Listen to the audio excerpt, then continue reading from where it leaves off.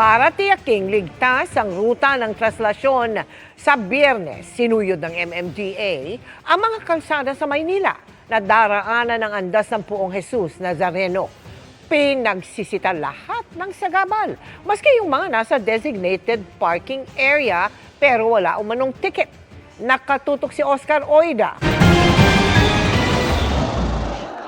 Hindi biro ang siksikan sa mga kalsada sa palibot ng simbahan ng Quiapo tuwing pista ng Jesus Nazareno. Na delikado kung may mga nakaambalang sa dadaanan ng maladagat na daloy ng mga tao.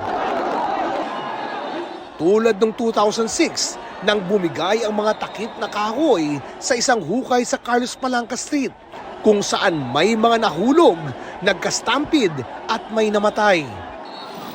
Kaya ganun na lang ang pagsuyod ng mga MMDA Special Operations Group Strike Force sa mga sagabal, lalo sa mga dadaanan ng andas.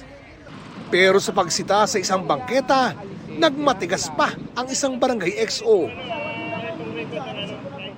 Sa huli, wala rin siyang nagawa, kundi sumunod. Kaya nga sinasabi sa inyo, alisin natin. Oo nga, ako na lang po mag-alis. Promise ko sa inyo, sir. Bukas pagbalik ko, wala na. Okay po. Oh, ito, Sige pero po. ito pwede ngayon na. Yung sidecar? Yes, lahat. Itong motor akin yan, sir. Oh, sige, pakialis na po. Bukas sige. pagbalik ko, pag andyan yan, ako mag-aalis, ha? Oh, sige po, sir. Usapan Walang problema. maayos yan, ha? Opo. Bukod sa delikado, makababagal din sa daloy ng traslasyon at andar ng andas ang mga sagabal. Ngayon pa lang, sinampulan, tinikitan at hinatak ang mga alanganing nakaparada sa Carlos Palanca, Quezon Boulevard, pati na sa Arlegue Street. Mapakotse man, motorsiklo o tuktok.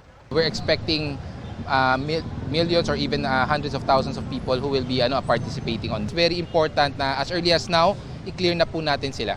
Bukod pa sa mga lumalahok sa traslasyon, ang mga nag-aabang lang sa pagdaan ng andas sa bangketa. Kaya sinita ang mga tindahang lumagpas na ang pagnenegosyo sa dapat sanay daanan ng mga tao at mga car wash na mismong sa bangketa naguhugas. May ibang nakiusap pa sa MMDA. Baka ako pa pwede na mapagbigyan lang. Pasensya na po, kung pinagbigyan natin, lahat na lang po ng humingi ng konsiderasyon, pagbibigyan natin lagi.